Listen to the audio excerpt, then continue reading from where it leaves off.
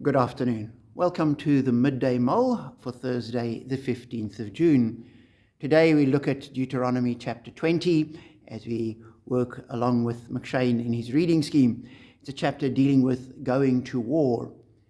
And it begins, "When you go to war against your enemies, and you see horses and chariots, and an army greater than yours, do not be afraid of them, because the Lord your God, who brought you up out of Egypt, will be with you." And that's just a wonderful perspective to have. As the Israelites are going out, they were not a great nation. They were a nation that had been slaves. All the people in the desert had been slaves in Egypt, and they'd come out. They had no proper organization. They had no military know-how. They just lacked so much. And facing well-organized nations and kings and armies, it must have been daunting for them. And Moses says, don't worry about it, because God is with you. And remember, God brought you out of Egypt. There they were, this band of slaves facing one of the great superpowers of the day. And because God was on their side and they followed his instructions, they were victorious. And so it's a reminder to them, just keep your eyes on God.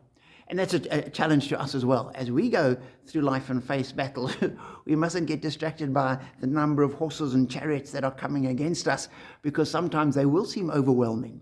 But we just remember that God is on our side, and God is fighting for us. And that's where we put our trust, and therefore we will be victorious.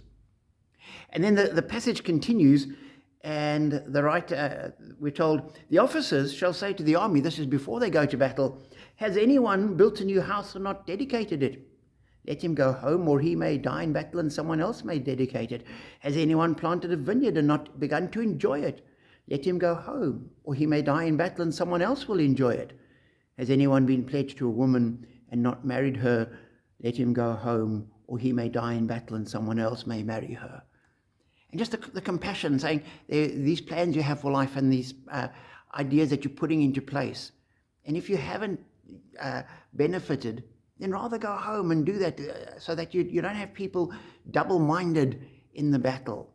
And just the compassion, go home and enjoy it. We don't want to have you lose and somebody else benefit from what you've done. Go and essentially enjoy the fruits of your labor. No doubt the thinking was, there will be other battles that you can fight. Go home now. And not only those that have got other plans, it also says, if anyone is afraid or faint-hearted, let him go home, so that his brothers will not become faint-hearted as well. Just if you're not going to stick to the fight, then rather don't distract and unsettle other people. Rather go home. So much wisdom, so much common sense, so much compassion as the people who are sent home. There's no repercussions. Go home, but you will never be allowed back into the assembly. Nothing like that. There are no repercussions. Just sort of go home. And for me, this is the God we follow. A God who is on our side, but a God who recognizes our humanity and makes room for that in what he does. For me, that's a great blessing. Enjoy.